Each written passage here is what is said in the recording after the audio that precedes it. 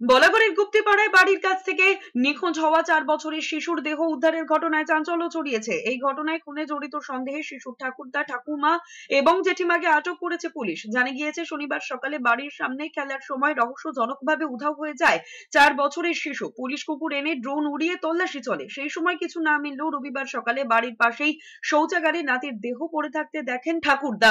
এতেই সন্দেহ বাড়ে পুলিশের। ঠাকুরদা, ঠাকুমা এবং জেঠিমার বয়ানে অসঙ্গতি মেলায় তাদের আটক করা হয়। পুলিশ সূত্রে খবর, শিশুর মা বাবার সঙ্গে ঠাকুরদা, ঠাকুমা, জেঠিমার সম্পর্ক ভালো ছিল না। তবে কি পারিবারিক বিবাদের জেরেই খুন, তাও খতিয়ে দেখছে পুলিশ। পাশাপাশি শনিবার তান্ত্রিকের কাছে যান শিশুর ঠাকুরদা, ঠাকুমা। তবে কি শিশুর খুনের নেপথ্যে তন্ত্রযোগ, সে বিষয় খতিয়ে দেখছে পুলিশ। বললাম দিদি আমার সন্দেহ হয় তো যা তো শ্বশুর আর তো শাশুড়িকে ওদেরকে একটু বলতে বল, পুলিশকে বল, সব খুলে যে একটু সন্দেহ হবে কথাটা বললাম।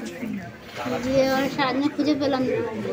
সকালবেলা আমরা সব এখানে বসে আছি আর আমার দিদি শ্বশুর বাথরুমে ঢুকেছে, বাথরুমে ঢোকেনি পুরো বলে কি এ বাচ্চা কার, এই বাচ্চা কার।